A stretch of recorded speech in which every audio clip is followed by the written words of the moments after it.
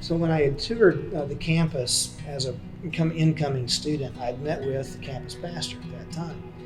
And he said something to me that really stuck out. He said, no matter what kind of ministry involvement you want, we're going to find a way to make that happen for you. So if we don't have that ministry already on our campus, if it's something you want to start, we'll help you out.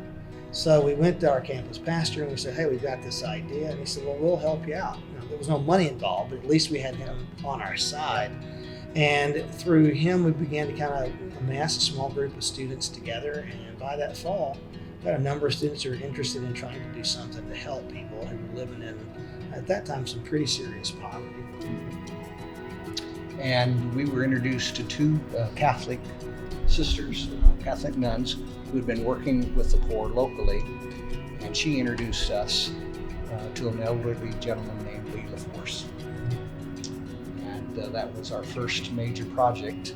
We cleared. The original project was, could we go out and remove a tree that had fallen against his house and caused damage, and he couldn't get in and out of the house. So we went out, removed the tree, cleared up brush around it, ended up putting plastic over windows because it was in really bad shape. But we recognized right then that this guy was living in something that was horrible and potentially dangerous, and we decided, let's build him a house. Lee's house had been badly damaged by that tree, and it was located pretty remotely. In fact, there was no road to his house. It was a driveway. We had to drive through a cow pasture, across a creek, drive into the woods to get to this gentleman's house. No electrical services, nothing. And the tree, when it had fallen on his home, it had actually split open the house. So the home was exposed to the outside, winter's coming, no power, really, really a bad situation.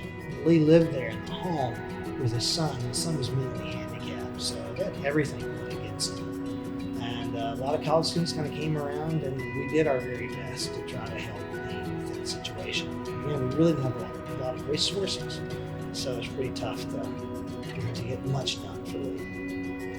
And so as semester was wrapping up, we had a foundation laid, and I think some walls up, but we were nowhere near having a home.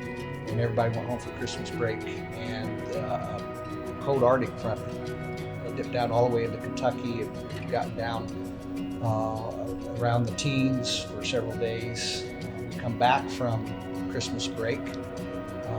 His girlfriend at the time, now his wife, I saw her, was one of the first people I saw on campus. She said, I'm really worried about Lee, and I said, I am too. So we both decided to skip class and go check on Lee. Skipping class was common because that was the only time we could do these things. So we went and checked on Lee and do that whole thing, cross the creek, go through the muddy field and into the woods. And we couldn't, we would yell for Lee, who normally would come out and greet us, but there was nothing. And so we went into the home and found him laying on a couch, shivering cold and complaining about how painful his feet were. And when I asked if I could check on him, he didn't want me to. He said he was afraid they were going to fall off.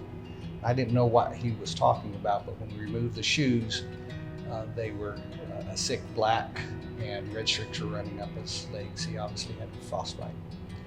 And so Pam and I carried him and put him in the truck and went to the Corbin emergency room.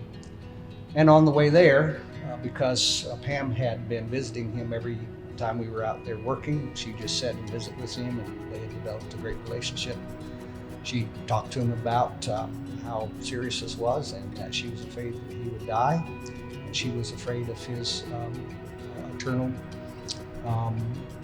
fate in that. And so the two of them prayed on the way to the hospital, and they finished praying just as we pulled up. And long story short, he lost his legs from the knees down, and died 3 days later of complications. And that's how it started.